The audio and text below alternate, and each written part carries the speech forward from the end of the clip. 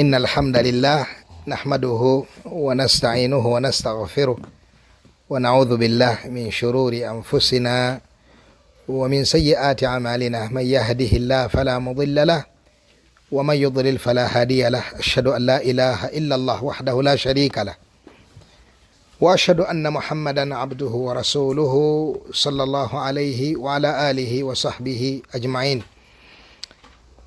Atendelezebwa Allah tabaraka wa taala, tumusaba sokusasa n'emirembe ku mbaka waffe Muhammad sallallahu alaihi wasallam.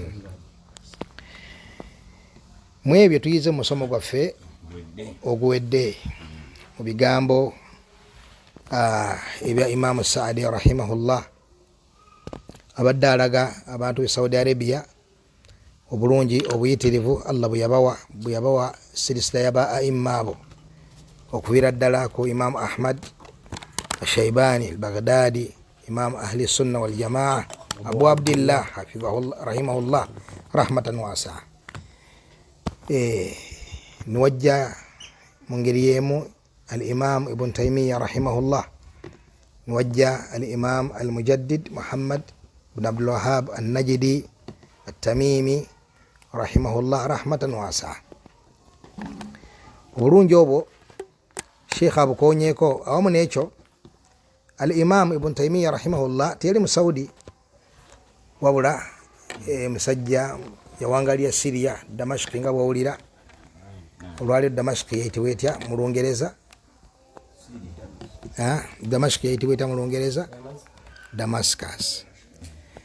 Yazaalibwa Harran ekifo ekyo kiri ku nsalo y'eggwanga lya Syria ne Turkiya ne Turkey weyazaalibwa rahimahullah rahmatan wasi'a.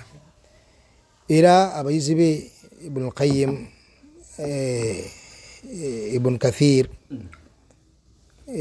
anyono Abil Izz al-Hanafi ina sharh ya Tahawiyya, bangi ku baimma abo bambitundu ebyo. Naye awamu n'ekyo laba ni'ima eno Imam Saadi bwagijje n'agireeta e Saudi Arabia ng'oyinza okulowooza nti ali musajja muki mu Saudi. Tuyigawo nti mu ddiini yaffe ey'Obusiraamu temuli ta'assub. Tusanyukira omuntu yenna agasiza Obusiraamu. Ife mu Buganda singa wabaawo omusajja n'ava e Koboko najja n'agasa Obusiraamu mu Buganda, tufe essanyu ku musajja era tumugulumiza nnyo okusinga tugulumiza Omuganda. Kadhalik bannanyini sunna abatuufu, bannanyini ddiini abatuufu, musajja ayinza okuva mu Buganda n'agasiza eyo Mwankole, bamugulumiza okusinga bagulumiza Munyankole muki munnaabwe, beebo abali ku nkola entuufu. Mumulabe Allah bwe yatugasa n'omusajja Idi Amin azaalibwa mu kabira y'Abakakwa y'Abaganda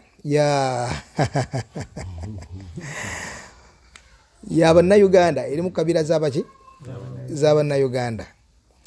Awamu n'ekyo bwe yajja yagasa Obusiraamu bwa Buganda ne Busoga ne Bunyolo na buli wantu yonna, si we kiri? N'olwekyo ekyengera ky'Obusiraamu yonna gye kibeera kivudde tukisanyukira nga tetufuddeeyo ani Allah subhanahu wa ta'ala gwakyesirizzaako, ne tugulumiza omuntu oyo olugulumiza olw'amaanyi. Mu mulyango ogwo twesanga nga tulekawo bannayuganda bannaffe, basiraamu bannaffe, ne tugulumiza omubaka waffe Muhammad sallallahu alaihi wasallam olugulumiza olusinga tubagulumiza nga nabo basiraamu, si bwe kiri? Kubanga obulungi bwa nabbi waffe eri eddiini yaffe bungi okusinga obulungi bw'Abaganda bannaffe oba Abanyankole bannaffe oba businga obulungi bwabwe. N'olwekyo eno ne'ima yagibalaga olw'okubeera nti da'awa y'omusajja oyo Ibn Taymiyyah rahimahullah yagasa Al-Jazeera olugaso olw'amaanyi. Kadhalik Imam Ahmad yali musajja mu Iraq, Shaybani Baghdadi, Imam Ahli Sunna, naye awamu n'ekyo laba bwalaze obulungi bwe eri eggwanga eryaki erya Saudi Arabia. Era mu mulyango guno twebalizaamu Allah subhanahu wa ta'ala yaleeta abasajja ne bava eyo mu bizinga bye Zanzibar ne baleeta obusiraamu mu Buganda. Mu kiseera ekyo batuukira mu Buganda, bwali bukyali bwa kabaka obwetongodde, ne basanga kabaka Ssuuna, ne bayimirira mu maaso ge ne bamwanjulira eddiini ya Allah tabaraka wa taala. Yatwala sharafu eyo ayitibwa Ahmad ibn Ibrahim al-Umari rahimahullah. Yayimirira mu maaso ga kabaka Ssuuna n'amugamba, n'amukoola abeere nga akkiriza eddiini w'ekitiibwa Allah subhanahu wa ta'ala, n'ambulira mahasini z'obusiraamu, obulungi bw'obusiraamu hakadha. N'amutonera Qur'ani eri makhtut, baziwandikisanga ki mikono mu biseera ebyo. Qur'ani yo Sheikh Hamid Mbazira hafidhahullah yangamba yagirabako n'amaaso ge era ekyaliwo. Naam, abasajja batulinako fadhulu nene, tugwana okubasabira Allah subhanahu wa ta'ala abasaasire. Obukafiri bwabulako katono nnyo okutuzingiramu. Naam, kwegamba enjogera ennyangu twayita ku luki, twayita ku lugwanyo. Tugwana twebaza Allah subhanahu wa ta'ala olwebaza olw'amaanyi. Ebyasa byonna ebyo nga abantu bali kukusamira, fe emyaka giri 17 gyokka bukyanga Allah atutaasa. Aye twebaza Allah olwebaza olw'enjawulo, kubanga obusiraamu babuleeta naye bwalimu okuzuula kungi mu ddiini ya Allah tabaraka wa taala. Baganda baffe abajja oluvannyuma ne basomako oluvannyuma lwa mukadde waffe Idi Amin rahimahullah okugulawo emiryango gy'okusoma Saudi Arabia, ne bajja ne aqiida eyawula wakati w'omukubi w'ekitabo naam ne seeka owaddala. Babanga bamaseeka nga bafungamye ku bantu, bakubi ba bitabo byebakubiriza okutya Allah ate bawandiikira ziki ziyirizi. Bakola emirimu ebiri, egy'okutiisa abantu gye bayitanga endagu, ate nga bwe babawandiikira ki ziyirizi, wahakadha. Obulungi bukyagenda mu maaso, tusaba Allah bukuume. Olwali saaha erimu ba mashayikhi thulla masha Allah bangi abakoola abantu nga bazza eri obulungi. Sheikh Abdurrahman Mukisa naam hafidhahullah, bimu ku byenzijukira emyaka mabegako eyo, twali mu darusu ku masjidi eya Mandera. Natuuka kikeerezi mu darusu eyo, ndowooza buli dakika nga 15 darusu ekole ki, nasanga Sheikh Abdurrahman Mukisa yasomesa. Emyaka bino byenjogera by'emyaka nga 23 24, kitegana Bilali Musa yali tannalaba ku njuba, Juma yali tannagiraba, bwaba yali agirabye yali Hasani Kirima yali tannalaba ku njuba. Tuba tuli mu darusu eyo, ngenda okutuuka nga nasanga naye nga bw'omanyi nti nno khitamuhu miski, eno gye bisembera gye bisinga okuwooma. Naam, nasanga darusu ng'eri ku bwomu obuyitirivu, ne ntuula nga ndaba abantu, buli muntu yenna atunula bw'ati awuliriza. Darusu eyo yali ya tawhidi nga mpooma okufa. Bwe yamaliriza Sheikh Abdurrahman Mukisa yali asomesa nga nno shaabu vubuka, mbula kalevu kaaliko nga katono, naye nga Allahumma barik, saba Allah mutukuumire. Sheikh Abdul Hakim Sekimpi kyava akwata omuzindaalo nga naye olaba amahabba nga tawhidi amusensedde, kyava akola wasiya n'atulamya, abange omuntu yenna ayagala okutegeera tawhidi w'omubaka Muhammadi sallallahu alaihi wasallam, Allah gwe yamutuma naye asome ku Sheikh Abdurrahman Mukisa, asome kwani ku Sheikh Abdurrahman Mukisa. Biseera bwe Sheikh altannagenda Saudi Arabia kusoma, kweyongereyo kusoma, ne Allah nga yamuggulirawo okutegeera tawhidi, ni'ima min Allah subhanahu wa ta'ala. Ndi omu ku abo abatwala wasiya eyo kwolwo lwennyini nnyini, era Sheikh aba afuluma, nimugoberera nimugamba Sheikh, hal attabi'uka ala an tu'allimani mimma ullimta rushda. Olabye otya mukama wange okkiriza okubaako kyonsomesa ku tawhidi? Nangamba akadde, nimugamba inshallah tujja kafuna. nakkiriza okunsomesa tawhid. Ne mugamba Sheikh obo nnondera risaala n'aginnondera kyali kitabo kitono bwe kityo nga tusinkana ku paaka empya waali bajjukirawo batundiranga amakanzo awo ng'oyingira paaka empya nga tusinkana awo nansomesaamu kyeyansomesa hafidhahullah nsaba Allah amukuume. Idhan oyo sheikh wange musomesa wange nsaba Allah subhanahu wa ta'ala amuwa obulungi bungi abasiraamu abawa okutegeera obulungi bwe balina nga weebuli mu byengera bya Allah eri omuntu kwe kumulaga ayetisa obulungi gyali, kwe kumulaga ayetisa obulungi gyali. Wa min khudhlanillah subhanahu wa ta'ala abdihi, omuntu okubeera nga ali makhdhul mahrum kwegamba tugambira tutya owokufiirwa owokusiraana yoyo awangalira mu kyengera nga takiraba.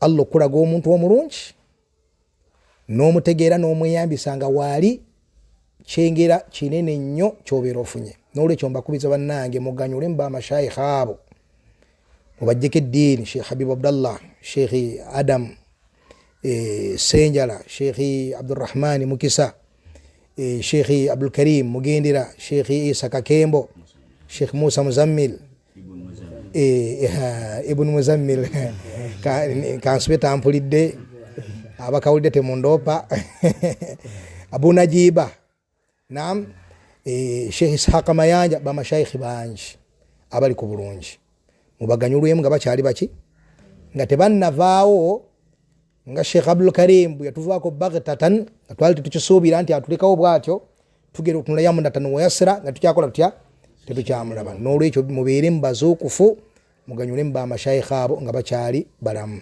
Naam Sheikh. Inshallah, jazakallahu khair, barakallahu fik. Idhan ekyo Sheikh kyetwali tumaliriza ekikolo ekyomukaaga,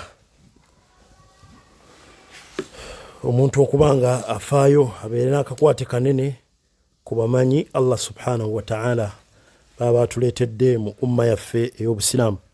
Nga tunayingira ku kikolo ekyomusanvu, olina Sheikh ensonga gy'okoonyeeko, nzikiriza mbeeko kyennyongerako kitono. Ekyengero ekyo okukiwulira ekyeddiini eno eky'obusiraamu ku bantu oba avuddewo oba avaawa. Daba Sheikh al-Islam Ibn Taymiyyah gye yava ne Imaamu As-Sa'idi bw'aba amwogerako gamba waawo waabwe omukwano ogwo gwakola ki? Naffe tusaana omukwano ogwo okuba nti weeguli ddala gwa mazima eri abantu abo abalungi oba avaawo oba aviirawa. Ensonga eyo ngikoonyeeko lwaki Sheikh olina embeera gy'olaba ng'abantu ddala ebalimu ebyobuwangwa nga ddala era essanyu aliwulira n'okulyolesa nga alyolesa.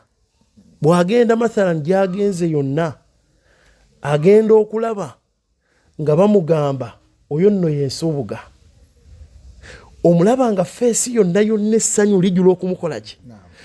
Omanyi kati oyo tuli baaluganda ffenna oyo abakkojja oyo abaki yenna ng'omuwulira akola ki? Ne baba basinkanye mu China ate kati ebindooza byansi wali Munnayuganda ogenda okulaba essanyu ng'alaba olwo bonna be baki? Bebamu. Bwasinkana eyo nansuubuga agera awo be bamaama awo bebweba nga yenna akulaga nti akola ki?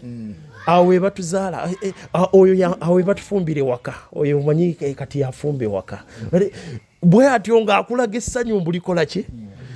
Essanyu eryo oluusi lyatalaga ng'asinkanye muganda omuki ne bwe gamannya mathalan amannya abiri n'awulira nga Abdallah aba alinda ddala awulira eri Abdallah n'atasanyuka nti masha Allah bwe boogere ddala Abdallah ni ogenda okulaba bakagugube bakyabo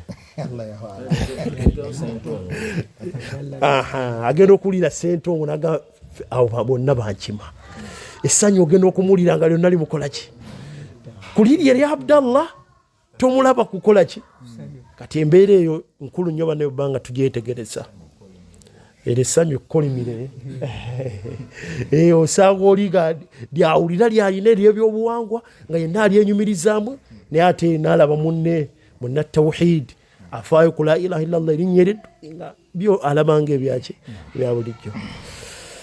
Tugenze ku kikolo ekyomusanvu. Sekabirali osobola tujjukiza ebikolo 6 mu bufunze ddala nga tozzeeyo nga tunnayingira ku kyomusanvu. Naam, oba tukikwase Seeka Lukumani olabye otya? Naam, Hasani Kirima Seeka yakwekwese. Hasani ali ludda.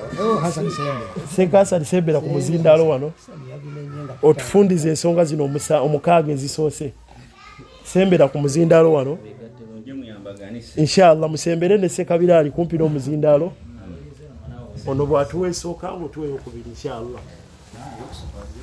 ensonga esooka al-ihtimaamu wal-inaayatu bitalabi al-ilmi ash-shar'i. twagala omuvvuunulire tugoberereyo. al-ihtimaamu wal-inaaya bitalabi al-ilmi ash-shar'i wat-tafaqquhi fi ddin. okuteekayo kaweefube n'okubeera nga kyekiruubirwa kyekisinga kubeera ng'onoonya irimu ey'eddiini n'okukenkuka mu ddiini. Seeka Hasani Sembera ku muzindaalo ekyokubiri.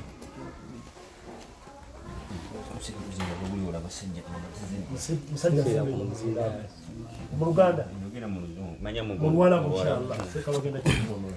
Ekyokubiri kigamba nti al-hirsu ala tatbiqi al-ilmi ash-shar'iyya.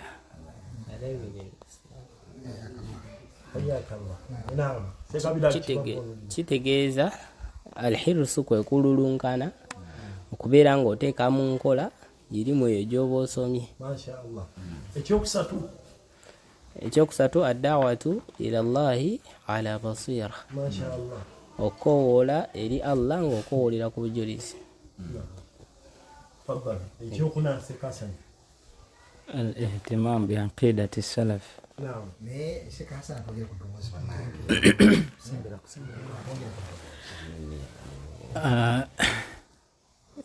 tuli ku kya ihtimamu bi aqidati salaf.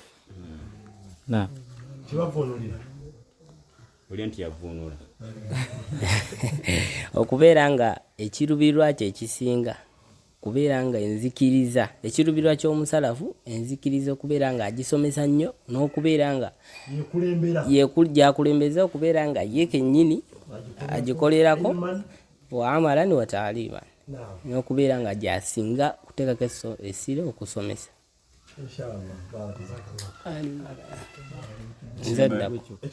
al-ihtimaamu bisunnati nabawiyya okubeera nga ateeka essira ku sunna za nabbi sallallahu alaihi wasallam mu kubeera nga ye kennyini ateeka mu nkola n'okusomesa. Barakallahu fiikum. Naam, Seeka Hasani. Ey'omukaaga ekikolo eky'omukaaga. irtibaati al-wathiqa al-wathiq bi ulama sunna. Mashaallah.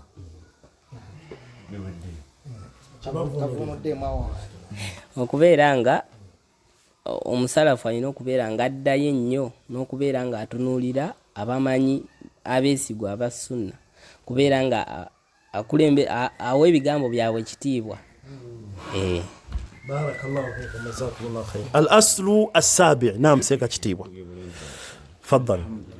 Seeka kitiibwa. قال المصنف رحمه الله: الأصل السابع الابتعاد عن الحزبيات والجماعات الإسلامية السرية. Naam. Obudde dakika tulinayo mmeka Sheikh? Naam. Mashaallah. Ekikolo ekyomusanvu atusedde bannange. al-ibtiad anil hizbiyat kwe kubanga weesamba obeera wala n'otayingira mu bubinjabinja tubuyite obukundikundi oba oluganda luba lutuufu obugroups obwo obw'enjawulo waljamaat al islamiya assiriya bujama obwo bukukuta n'ebintu tebenjalo tukola kino ne kino kitegeeza yo jamaa entuufu gye tulina okubeerako ey'abasalafu tutegeddemu wano wennyini tiyo teyina byakukusa nam si byamunda kila ebyayo byonna bikola ki biri kungulu bitegereka bulungi nnyo era tugenda kulaba wano nti mumu kubinakuwaza bwe bantu abamu obutamanya nti asalafiya si kabinja kali awo kakundi obunabi bwe yavumirira n'abamanyi bwe bavumirira kyekimu kubinakuwaza abantu obutakimanya kubanga asalafiya yenkola ya nabbi sallallahu alaihi wasallam yenkola y'abasahaba yeyo fenna gye tulina okutambulirako kyekyo ekibinja ekirungi kyeyatulagira okunyweza sallallahu alaihi wasallama kakati obubinja bingi obungi nga Sheikh bwagenda obukuonako wano ba jamaatu wa ikhwani almuslimin Muslim Brotherhood twabakuonako jamaatu tabligh tuze tubakuonako ajabule waliwo ba hizbu at-tahrir abo nabeera baagala okufaananamu nga baganda baabwe ba jamaatu ikhwani almuslimin bo basukka ekkoma ebyo tebaagala bino na mathalan amur bil ma'ruf kila bayina kusooka kutuuka eri kuki kuntebe bayina n'ebirala bwogenda mu nsonga za fiqhi ensonga ez'enjawulo bano bezibeeyawulidde nazo nga gye nalaba nti bo balaba kikkirizibwa okuswafaha n'okukabbala omukyala ow'ebbali tekirina buzibu egamu ku ndaba ze bano ba hizbu tahrir allahu mustaan nenga ba ghulatu al khawarij n'ebinja byaba khawarij n'ebirala byonna byonna olina okubyesamba n'omanya nti olina kuba ku ekyo nabbi wo kye yaliko alaihi salatu wassalam ekikolo nno kino kinene nga nabbi sallallahu alaihi wasallama yennyini yakitulagira ku mbeera ze yatulaga nti zigenda kubeerawo kitegeeza obubinja bungi bugenda kubeerawo mu hadithi gye twalabye misomo egikulembedde hadithi ya Irbad ibn Sariya fa innahu man ya'ish minkum ba'di fasayara ikhtilafan kathira ajalaba bano bakola kino ne nabbi sallallahu alaihi wasallam n'atuwa eddagala n'atugamba tafa alaikum bisunnati beba ahli sunna nkola ye sallallahu alaihi wasallam nem hadith eriya iftiraqul umma okuba nti egenda kweyuzaamu obubinja obungi nsamu busatu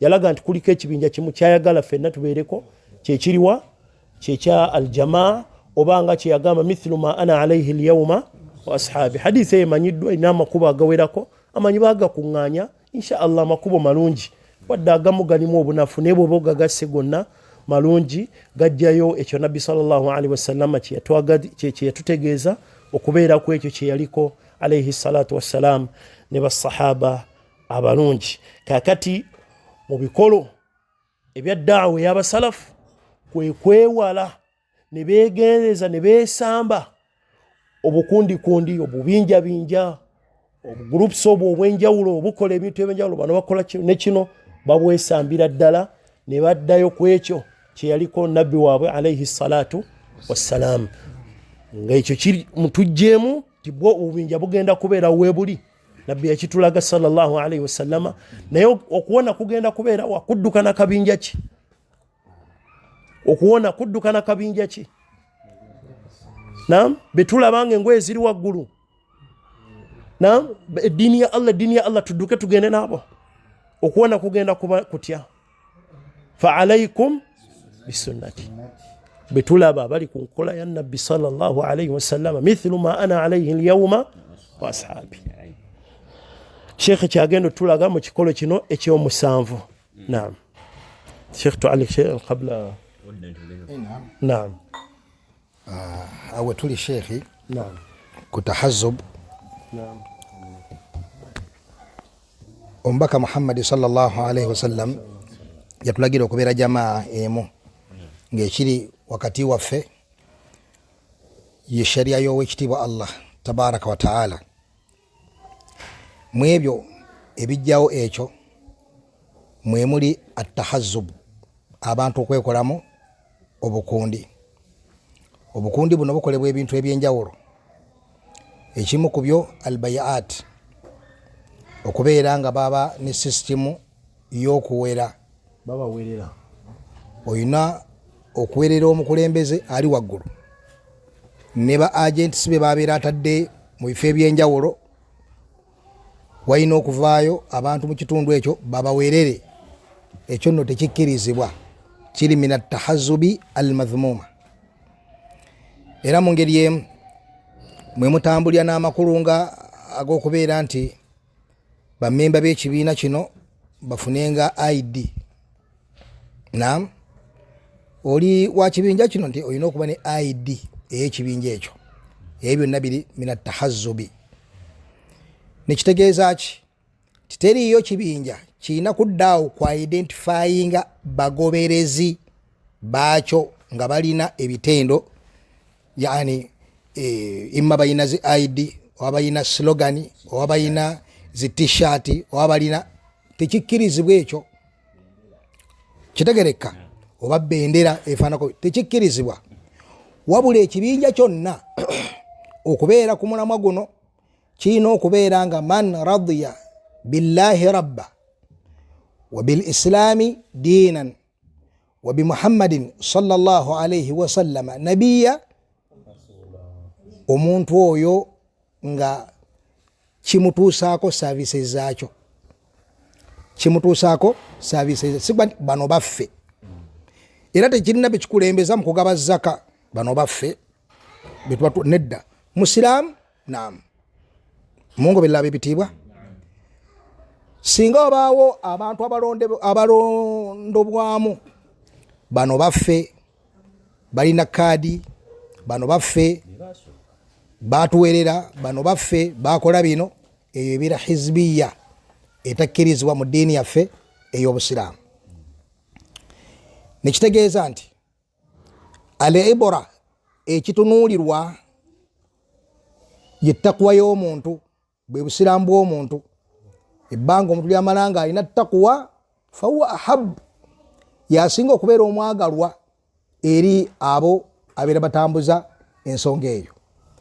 Waman kaana abad fi ttaqwa, asinga okubeera ewaana ettaqwa ne bwabeera nga yeekulubeesezaawo awo wopimira ye mizaani, yeekulubeesezaawo ne ebyobusiraamu ebya sunna ebyaki byasembyayo, wabula kuleeta luboozi. Naam, kwetololerawo kwotegeerera ddala oli ku busiraamu, toli nti oli ng'akabinja k'ebyobufuzi. Ayina okubeera nga oli ne bwabeera nga ali bunaayira yonna gyali, naye ng'omanyi nti nno yafa ku ddiini ya Allah subhanahu wa ta'ala, yali muqaddamu gye muli, yakulembezebwa gye muli, okusinga yeetololera awo munekyo nga tali kuki, nga tali ku ddiini. Gana nno amakulu gali daqiiqi, okusobola okubeera nga omuntu yeetegereza bulungi nnyo ebintu bino, okusobola okuwona hizbiya. Omuntu ayinza okubuuza ekibuuzo n'agamba nti abantu okubeera nga balina jamaat, mathala tulina jamaiyatu daawa as-salafiya, abaffe eyo tahazubu eri madhmum, kitegereka eyo eri tahazubu eziri madhmum. Okwanukula nti nedda Sheikh Muqbil ibn Hadi al-Wadi'i rahimahullah mu kitabu kitibwa al-makhraju min al-fitan yogera ebigambo biwanvu ng'adhamma tahazubu mawanga g'abasiraamu, abalina amir, abalina omukulembeze, abalina awqaf, abalina enteekateeka.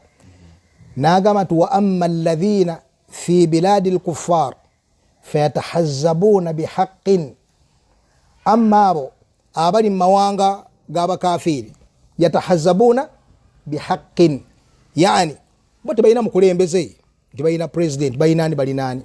Kitegereka kaakati kitegeeza nti nno abaagala okudifendinga sunna baddembe okwekolamu omulimu ne beekuŋŋaanya ne batakaatafa okunasala sunna z'omubaka Muhammadi sallallahu alaihi wasallama, ng'abaali okuzula mu ddiini ya Allah subhanahu wa ta'ala bwe beekolamu omulimu. Kitegereka nobasingana nga bali kabinja akali awo akali kaweefube w'okupakira ebintu ebizuule mu ddiini ya Allah tabaraka wa ta'ala. Kadhalik kya busiraamu okubaawo ekibinja ekigamba nti la, enkola y'obusiraamu ey'omubaka Muhammadi sallallahu alaihi wasallam gye yaleeta yeeno. Kitegereka awamu n'ekyo enteekateeka bw'etyo tekkirizwa wansi wa imaamu omusiraamu, omukulembeze omuki omukulembeze omuki omukulembeze omusiraamu mu ggwanga ery'obusiraamu mu nteekateeka ey'obusiraamu tetukkiriza kukola jamaat buki bukundikundi la wabula tubeera ku kisinde kya daawa kukola daawa kutambuza busiraamu kubanga tulina imaamu akola ku maswalihi zabaki g'abasiraamu kitegeeza ab'ebitiibwa naam genda maaso sheekh naam tuwumbe inshallah barakallahu fikum wa jazakumullahu khaira tujja tandika sharhu ya sheekh mu darsi eddako wa barakallahu fikum wa jazakumullahu khaira